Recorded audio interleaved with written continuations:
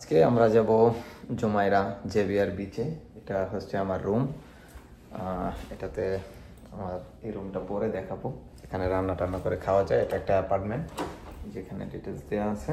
So এখান থেকে আমরা যাবো জেভিয়ার বিচে। যাওয়ার জন্য আমাদেরকে নিচে বাস নিতে হবে। সেখান থেকে বাস থেকে নেমে এখান থেকে 700 মিটার হাঁটতে হবে বাসের জন্য। দেন ওখান থেকে আরও 270 মিটার হেঁটে আমরা চলে যাব বিচে। দুবাইতে আসলে আপনাকে অনেক বেশি হাঁটার অভ্যাস থাকতে হবে। বাই দ্য ওয়ে, পিছনে কিন্তু মাশাআল্লাহ খুব চমৎকার একটা মসজিদ দেখতে পাচ্ছেন। এটা হচ্ছে আল বারসা এরিয়া। আমরা আজকে যাচ্ছি জুমাইরা জেভিয়ার বিচে। এটা এখানকার অনেক ফেমাস একটা বিচ। সো ওই বিচটা আজকে আপনাদেরকে ঘুরে দেখাবো। আর আমার হোটেল থেকে এটার যে কাছের বাস স্টেশন 84 নাম্বার বাসে আমাকে যেতে হবে। সো ওইটা 700 মিটার দূরে। সো অলরেডি আমি ওখানে আমার অ্যাপার্টমেন্ট, ওখান থেকে অলরেডি এই মোড় ঘুরে অনেকটাই আমি আসছি। ও যে ওখানে মেবি বাস স্টেশন। সো যেটা বলতে চাচ্ছিলাম, এখানে রোদ অনেক, বাট এটা একটা বেস্ট টাইম দুবাই ট্রাভেল করার। কারণ এখন তেমন একটা তীব্রতা নাই রোদের। রোদ অনেক বেশি, বাট রোদের তীব্রতা খুব কম, মানে গায়ে খুব কম লাগতেছে, এই হচ্ছে কথা। দুবাইতে গাড়ির দাম এবং পেট্রোলের দাম দুইটাই খুবই সস্তা, কিন্তু গাড়ির ভাড়া অনেক বেশি হাই। আপনি যদি মিনিমাম ফেয়ার ধরেন তাহলে উবারে বা বিভিন্ন অ্যাপসে মিনিমাম ফেয়ার হচ্ছে 20 দিরহাম, যা বাংলাদেশি টাকায় প্রায় 600 টাকার মতো। অথচ গাড়ি এবং পেট্রোল দুইটাই খুবই সস্তা। এখানে পেট্রোলের প্রাইস হচ্ছে মাত্র 2 দিরহাম করে। সো বুঝতেই পারতেছেন বাংলাদেশি টাকায় মাত্র 60 থেকে 65 টাকার মতো।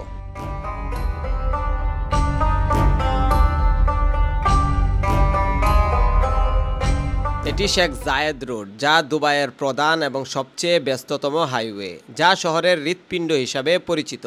এই হাইওয়েটি সংযুক্ত আরব আমিরাতের দীর্ঘতম রাস্তা এবং এটি আধুনিক থেকে শুরু হয়ে রাস আল খাইমা পর্যন্ত বিস্তৃত।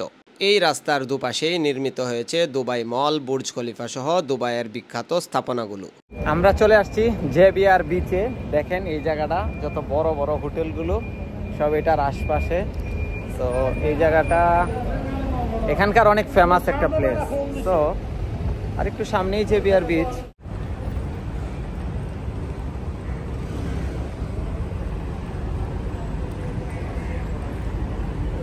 এই বাইকগুলো ভাড়া নেওয়া যায় অ্যাপসের মাধ্যমে, কারিম অ্যাপসের মাধ্যমে, কিন্তু ওগুলা অনেক বেশি চার্জ করে। দৈনিক 40 দিরহাম, সপ্তাহে বা মাস হিসেবে ওইভাবে চার্জ করে। অনেক বেশি, আবার সব জায়গায় পাওয়া যায় না, এটা একটা সমস্যা।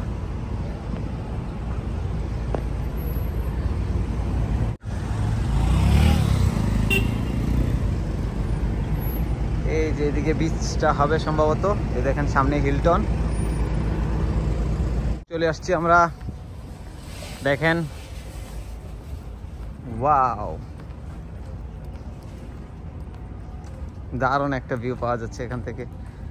এখানে কিন্তু অনেক অ্যাক্টিভিটিসের ব্যবস্থা আছে, জেট স্কি, তারপরে বোট রাইড, এছাড়াও আরও অনেক ধরনের ব্যবস্থা আছে। এখান থেকে আপনারা চাইলে সেই রাইডগুলো নিতে পারেন।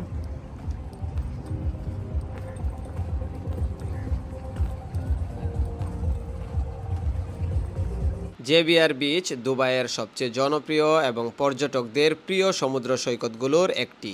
এটি একটি প্রাইভেট এরিয়া, যার কারণে আমি ভিডিওটা ব্লার করে দিলাম। এটি দুবাই মেরিনার পাশে অবস্থিত, যা আধুনিক আবাসিক ভবনগুলোকে কেন্দ্র করে তৈরি হয়েছে। এই জায়গাটা মূলত jet ski, paddle boarding, parasailing এবং অন্যান্য ওয়াটার অ্যাক্টিভিটিসের জন্য বিখ্যাত। দুবাই মেরিনার পাশে এবং দুবাই মেরিনা সহ আশপাশের যে এরিয়াটা আছে, পুরো এরিয়াটা আমরা হেঁটে হেঁটে এক্সপ্লোর করব। খুব সকাল সকাল আমরা চলে আসছিলাম, যাতে আমাদের হাতে পর্যাপ্ত সময় থাকে। এই এরিয়াতে হোটেলের কস্ট সবচেয়ে বেশি, যার কারণে আমাদের দেশ থেকে যারা বাঙালিরা দুবাইতে ঘুরতে চায় তারা সাধারণত বুর দুবাই অথবা দেরা দুবাইতে হোটেল নেয়। তবে আপনাদের যদি বাজেট সমস্যা না থাকে তাহলে দুবাই মেরিনার আশপাশে হোটেল নিতে পারেন, এইটা হবে বেস্ট অপশন। পিছনে দেখেন ইমারের সব বড় বড় দালানগুলো। এইখানে দেখেন, এটা হচ্ছে যে লাক্সারি ইয়াট ট্যুর করা হয় 3 ঘন্টা, 4 ঘন্টা, 5 ঘন্টার জন্য $50 বা $60 একদম, যেগুলো লাক্সারি আছে যেটা আসতেছে এটা মনে হয় $50 পাওয়া যাবে। সো এরকম ইয়ার্ড ট্যুর করা যায়। আপনি ডিনার বা লাঞ্চ বা ব্রেকফাস্ট সহ আপনাকে ঘোরাবে $50 থেকে স্টার্ট। এই যে এই এরিয়াটা দেখেন, এখানে সব লাক্সারি ইয়ার্ড। সো এখান থেকে ট্যুরে নিয়ে যায় পাম জুমাইরা, তারপরে বুর্জ আল আরব, হ্যাঁ, তারপরে আটলান্টিস, রয়্যাল, ওই সব জায়গায় ট্যুর করায় নিয়ে আসে। এই যে ওনাদেরকে মনে নিয়ে আসছে, এই যে দেখেন কেমন ঘুমাইতেছে ইয়ার উপরে। আমার কাছে সময় ছিল না, না হলে এই ট্যুরটা করার ইচ্ছা ছিল। যদি আজকে ট্যুর করতে চলে যেতাম, আজকে আমার লাস্ট ডে ছিল, তাহলে কি হইতো যে এই যে হেঁটে হেঁটে এক্সপ্লোর করতেছি, এটা করা হইতো না, এই আর কি। তো এই জন্য নেক্সট টাইম আসলে ইনশাল্লাহ করবো। এখন আমরা যাব বুর্জ খলিফায়। বুর্জ খলিফার আশপাশের এরিয়াটা এখনও আমরা ঘুরে দেখতে পারি নাই, সো আজকে আমরা ওই এরিয়াটাও ঘুরে দেখব। সো এটার আশপাশে আমরা মেট্রো স্টেশন দেখতে পাচ্ছি, ওই মেট্রো স্টেশনে আমরা চলে যাব। মেট্রো স্টেশন থেকে মেট্রো ধরে খুব ইজিলি আমরা চলে যেতে পারবো বুর্জ খলিফায়। সো চলুন। মেট্রো স্টেশন ব্যবহার করা অনেকের কাছে হ্যাসেল মনে হয়, তো এটা আজকে খুব ইজিভাবে আমি বুঝিয়ে দিব। দুবাইতে আপনারা যখন আসবেন জাস্ট এরকম একটা নোল কার্ড নিয়ে নেবেন, এটাতে 25 বা 30 দিরহাম লোড করে নেবেন। এটা প্রথমে কিনতে 25 দিরহাম নেবে, এটাতে 19 দিরহাম লোড থাকবে। তো এই যে এদিক দিয়ে প্ল্যাটফর্মে সবাই ঢুকে, তো আপনিও ঢুকবেন। ঢোকার পরে প্রথমেই এরকম একটা প্ল্যাটফর্মের একটা চার্ট পাবেন যে ট্রেনগুলো কোথায় যায় আর কোথায় আসে। তো প্ল্যাটফর্মের দুইটা ভাগ থাকে, একটা হচ্ছে প্ল্যাটফর্ম 1 আর একটা হচ্ছে প্ল্যাটফর্ম 2। যেমন এই যে দেখেন এখানে লেখা আছে প্ল্যাটফর্ম 2, আর এদিকে লেখা আছে প্ল্যাটফর্ম 1।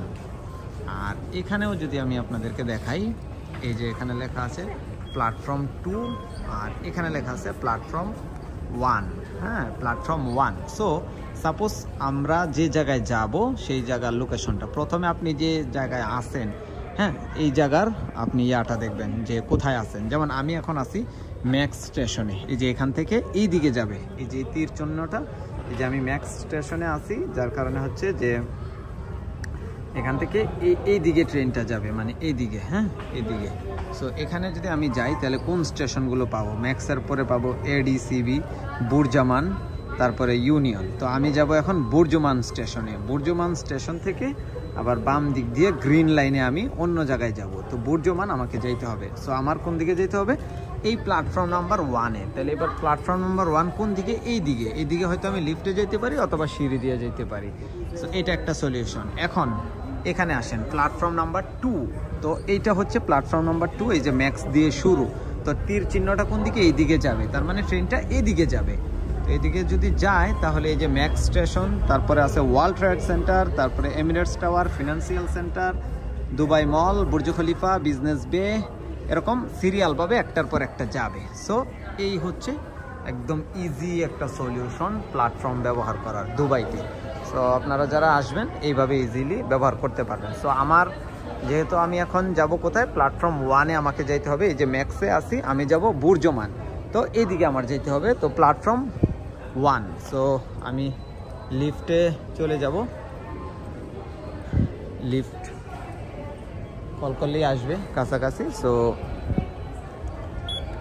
এই যে লিফট চলে আসছে প্ল্যাটফর্ম নাম্বার 1। সো এইভাবেই আমি চলে যাব। সো আপনারা যারা দুবাই আসবেন আপনারা চাইলে খুব ইজিলি এইভাবে দুবাই মেট্রো ব্যবহার করতে পারবেন। আমরা এখন বুর্জ খলিফা।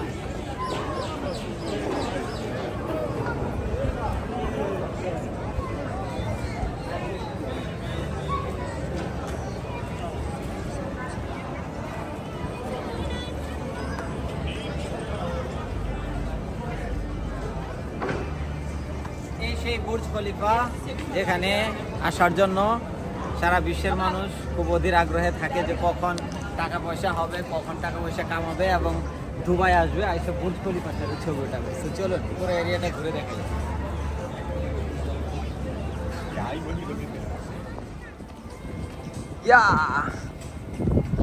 সুপার একটা টাইমে আসছি। ধরেন ভিডিওটা কন্টিনিউ হচ্ছে। বুর্জ খলিফায় ঘুরতে আসার জন্য সবচেয়ে পারফেক্ট টাইম হচ্ছে সকালবেলায়। সকালবেলা আসলে সূর্যটা থাকে মানে সূর্যটা মুখের দিকে ফোকাস করে, যার কারণে হচ্ছে কি মানে ইয়াটা দেখা যায়। আর যখন বিকেল বেলায় আসলে বা দুপুর বেলা আসলে ওই পাশে থাকে, মানে বুর্জ খলিফার পিছনে, তখন ওই লাইট, সূর্যের লাইট ইয়ার জন্য, রিফ্লেকশনের জন্য ওরকম সুন্দর করে দেখা যায় না। বাট এখন দেখেন, এখন সূর্যটা ওই পাশের ইমার গ্র্যান্ড ওইটার পিছনে ঢেকে গেছে। ইমার না, ইমারের, হ্যাঁ, ওইটার পিছনে ঢেকে গেছে, যার কারণে এখন একটু ভিডিওটা সুন্দর হচ্ছে। বুর্জ খলিফা হলো পৃথিবীর সবচেয়ে উঁচু বিল্ডিং, যার উচ্চতা প্রায় 1 কিলোমিটার। সংযুক্ত আরব আমিরাতের মেগা সিটি দুবাইতে এইটি অবস্থিত। 163 তলা এই ভবনটিতে রয়েছে আবাসিক অ্যাপার্টমেন্ট, অফিস স্পেস, বিলাসবহুল হোটেল এবং বিভিন্ন পর্যটকদের জন্য আকর্ষণীয় সুবিধা। বুর্জ খলিফার আশপাশের যে এরিয়াটা, এটা খুবই চমৎকার একটা এরিয়া। এখানে আসলে অবশ্যই পুরো এরিয়াটা হেঁটে হেঁটে এক্সপ্লোর করতে হবে। শুধু বুর্জ খলিফার আশপাশে ঘুরে দেখলে আপনারা পুরো এরিয়াটা বুঝতে পারবেন না। এটার আশপাশের যে পুরো এরিয়াটা আছে প্রায় 3 থেকে 5 কিলোমিটার লম্বা হবে চতুর্পাশ মিলে। সো এই পুরো এরিয়াটা আপনারা হেঁটে হেঁটে এক্সপ্লোর করবেন। এটার সামনেই যে ফ্ল্যাগ দেখতে পাচ্ছেন আরব আমিরাতের, এই ফ্ল্যাগটার দিকে এগিয়ে গেলেই আপনারা সামনের দিকে আরও চমৎকার চমৎকার কিছু ভিউ পাবেন, যেটা কিনা একদম ডাউন টাউনের দিকে আপনাকে নিয়ে যাবে। এই যে বুর্জ খলিফার পিছনে দেখতেছেন, আমার পিছনে বুর্জ খলিফা। সো একটা যে উইংস আপনারা দেখেন, এই যে উইংসটা, হ্যাঁ, এই যে পাখির উইংস, এটা আসলে বুর্জ খলিফার আশপাশে কোথাও আপনি খুঁজে পাবেন না। এটাতে ছবি উঠাইতে হলে আপনাদের চলে আসতে হবে এই যে একদম বুর্জ খলিফার পুল গেছে, দেখবেন সুইমিং পুলের একদম মাথা, এই যে দুবাই ফ্ল্যাগ আছে, এই ফ্ল্যাগটার পাশ দিয়ে একদম মাথায় চলে আসবেন। এখানে আইসা সিরিয়াল ধরতে হবে, তাহলে এই উইংসের সাথে ছবি উঠাইতে পারবেন। এই যে উইংস, এই যে বুর্জ খলিফা। তো এখানে ছবি ওঠানোর জন্য সবাই সিরিয়াল ধরতে হবে।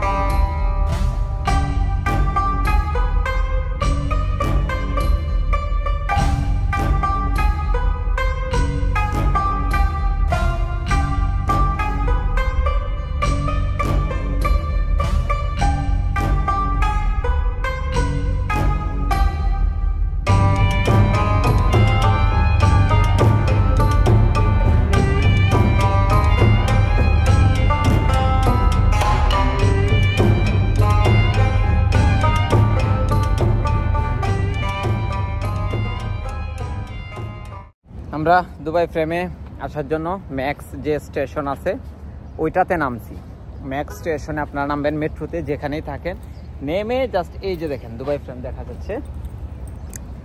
প্রায় 2 কিলো বলতে এটা কাছেই, কিন্তু ওই যে হাইটটা ঘুরা ফিরা যাইতে হয়তো, যার কারণে 2 কিলো দেখায়। এই যে দেখা যাচ্ছে ফ্রেমটা, হ্যাঁ।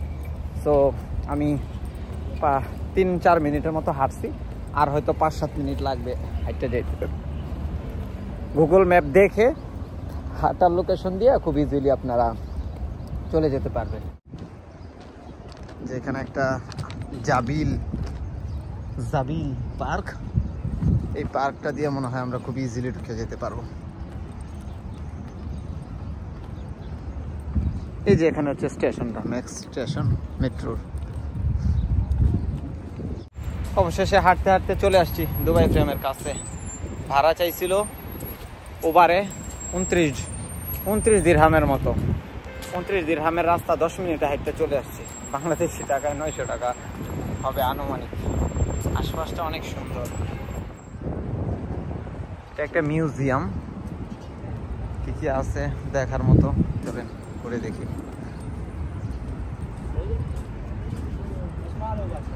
বাস, ট্রেন, ট্যাক্সি সব কিছু দিয়ে মানুষ এখানে আসছে। খাইছে রে, সিরিয়াল কিসের আবার।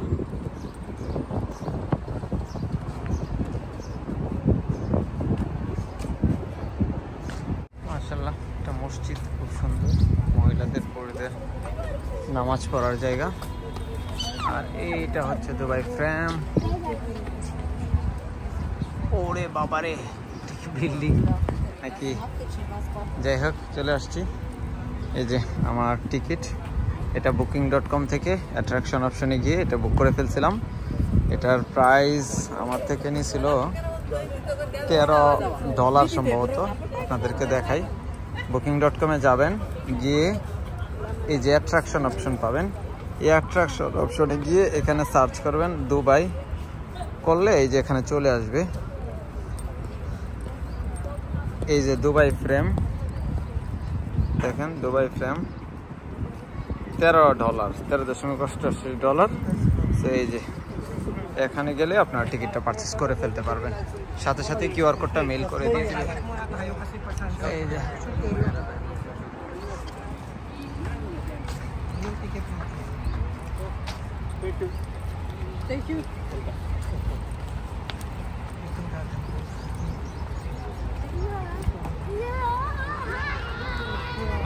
ছোট্ট একটা মিনি বাস, আমার বিআরটিসি বাস আসতেছে ঢাকা, যে বিআরটিসি চলে ওই বিআরটিসি।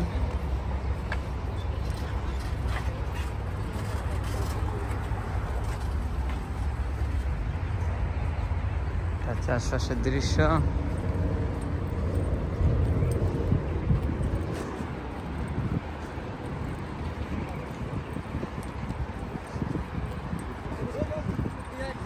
ও রেখাইছে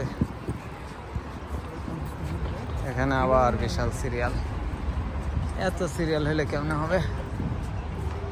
এটা কিন্তু একটা বিল্ডিং, আর দেখা যাচ্ছে ছোট ফ্রেমের মতো।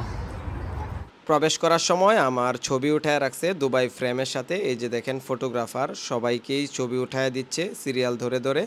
তো এই ফটোটা যখন আপনি বের হবেন তখন বিভিন্ন ডিজাইনে করে আপনাকে দিবে, হয়তো সফট কপি অথবা আপনি মগ অথবা বিভিন্ন ফ্রেমে বা দুবাই ফ্রেম যেটা আছে ওইটার মধ্যে করে আপনি নিতে পারবেন, আপনাকে এক্সট্রা পে করতে হবে। সো এটা ভিডিও লাস্টে আপনাদেরকে দেখাবো। অনেক লম্বা সিরিয়াল, তো এখানেও সিরিয়াল ধরতে হবে। মিউজিয়ামে প্রবেশের সাথে সাথেই আপনি দারুণ কিছু এক্সপিরিয়েন্স পাবেন দুবাই সম্পর্কে। এখানে দুবাইয়ের অতীত, বর্তমান এবং ভবিষ্যৎ সম্পর্কে একটি ব্যাপক ধারণা দেয়া হয়। সে সময়ে দুবাইয়ের বেদুইনরা কিভাবে ব্যবসা বাণিজ্য পরিচালনা করত এবং তাদের উপার্জনের মাধ্যম কি কি ছিল এবং তাদের পণ্য বা তারা যেভাবে তাদের কাজ পরিচালনা করত তার একটা ধারণা এখানে সুস্পষ্টভাবে দেওয়ার চেষ্টা করেছে। মিউজিয়ামের এই প্রদর্শনীটি দর্শনার্থীদের দুবাই শহরের সমৃদ্ধ ইতিহাস এবং ভবিষ্যতের পরিকল্পনা সম্পর্কে একটি চমৎকার ধারণা প্রদান করে, যা দুবাই শহরের দ্রুত অগ্রগতি এবং উন্নয়নকে তুলে ধরে। দুবাই ফ্রেমের উপরের অংশে দর্শনার্থীরা একদিকে পুরনো দুবাই এবং অন্যদিকে আধুনিক দুবাইয়ের অসাধারণ 360 ডিগ্রি ভিউ উপভোগ করতে পারেন এবং বিশেষ গ্লাস ওয়াকওয়ে দিয়ে হাঁটার সময় শহরের নিচের অংশ দেখা যায়, যা একটি রোমাঞ্চকর অভিজ্ঞতা।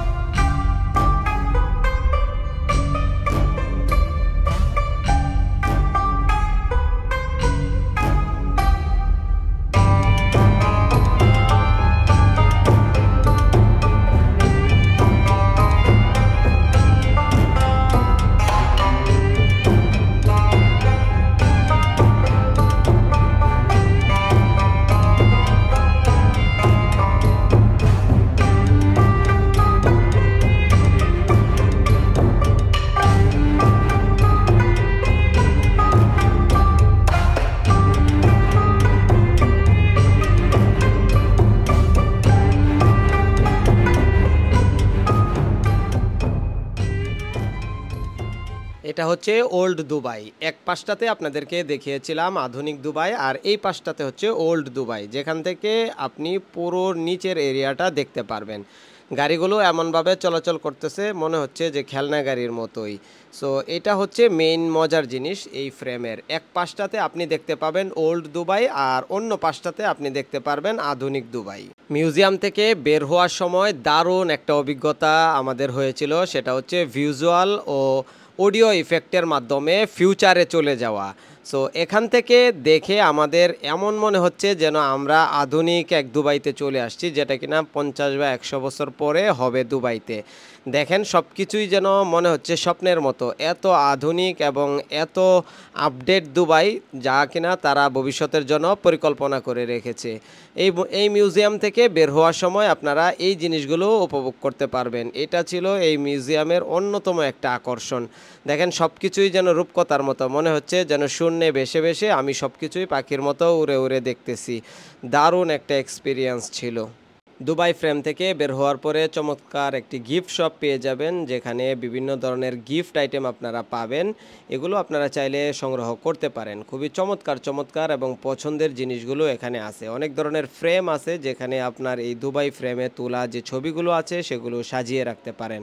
এছাড়াও চাবির রিং থেকে শুরু করে অনেক ধরনের জিনিস ছিল, যেটাতে দুবাইয়ের ইতিহাস এবং ঐতিহ্যের ছাপ আছে।